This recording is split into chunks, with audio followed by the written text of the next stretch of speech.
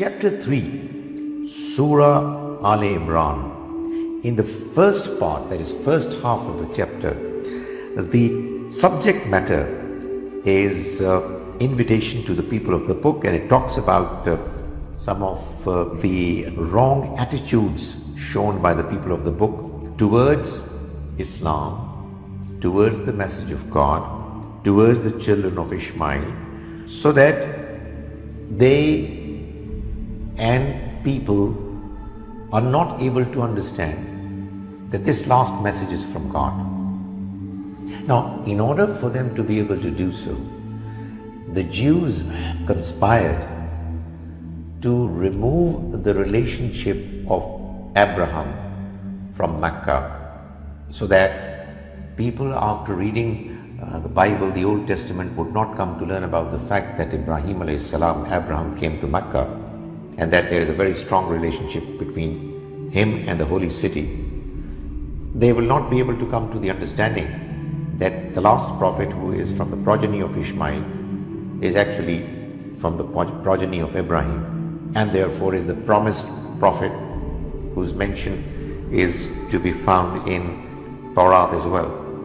So the Jews did many things in Torah to remove the mention of Mecca from the Old Testament, so that when people would not know that Mecca has anything to do with Abraham, they would not even think of the possibility that this particular city can have any significance in the eyes of God.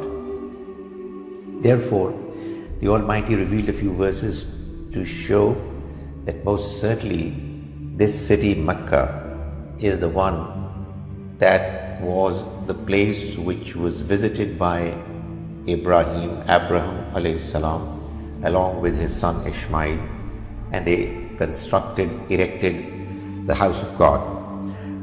So, chapter 3, verses 96 and 97, they mention, Inna awwala baytin wudi'a linnas. Indeed, the very first house that was erected for worship for the mankind, Lallazi bi Bakka, is the one that is located at Mecca.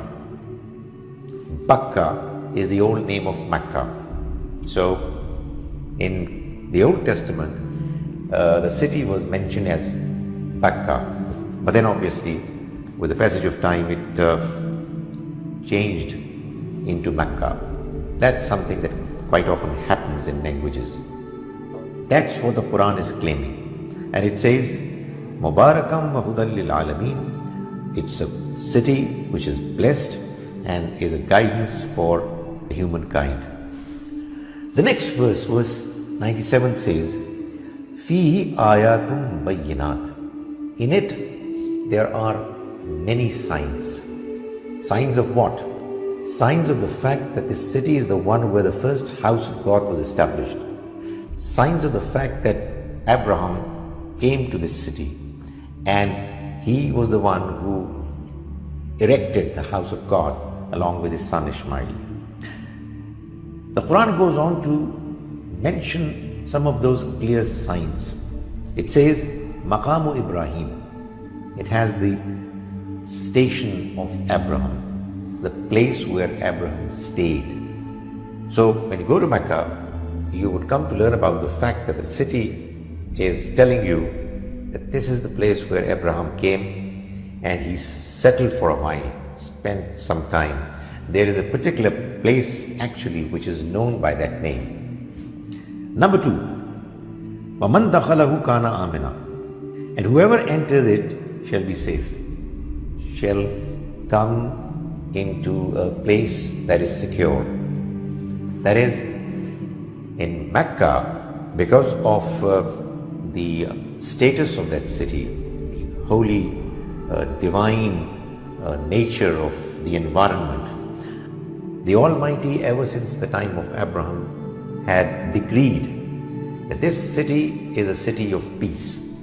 And so much that if somebody enters the city, it is as if he is in complete peace. Nobody can kill even a bird, nor pluck a leaf or a flower from anywhere. So there is emphasis on ensuring security, peace and safety of everybody in an exaggerated way. Now this could not have come about had there not been a very strong tradition coming from a prophet of God. So that was the second evidence. The third is وَلِلَّهِ عَلَى النَّاسِ حِجُّ الْبَيْتِ, and for God upon humans is incumbent Hijjul Bayt, pilgrimage to the house. Man istata ilayhi sabila, whoever is able to find the means to undertake journey. So that's the third evidence. That is, you go to the house, you go to the city, and you would find that around this city there is an important act of worship, pilgrimage to the house called Hajj, which is binding on all humans who have the ability, the resources to undertake journey and do that important act of worship. So these three evidences have been mentioned in this verse to prove the fact that this city is the same city that was the first one created, established for God's worship, and that was done by Abraham. Towards the end, the verse says, وَمَنْ كَفَرَ, and whoever disbelieves, whoever rejects, فَإِنَّ اللَّهَ غَنِيٌّ عَنِ الْعَالَمِينَ, then God is free from the need of the worlds. That is, if despite knowing all these realities, despite getting all these evidences, if somebody still rejects the fact that Mecca is the city where the Almighty arranged for His first house to be erected, to be established, and it is the same city where ultimately the last of the prophets is going to come, if somebody doesn't want to believe even now, God is in no need of such people. This is quite evident if you look at the sequence of the two verses and the manner things have been mentioned in from one to the other and the third one.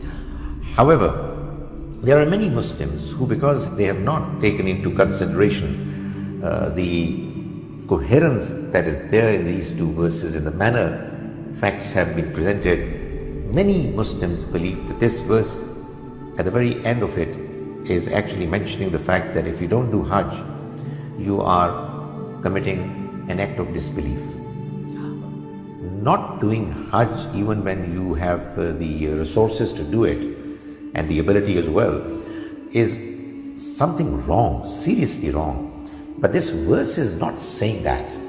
This verse is actually talking about disbelief of those people who did not want to acknowledge and recognize the fact that house of God in Mecca is the very house that was erected by Abraham.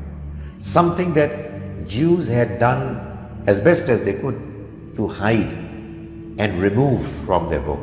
So the Almighty is condemning them and not making a statement regarding people who are not doing Hajj even when they have the ability and resources to do so.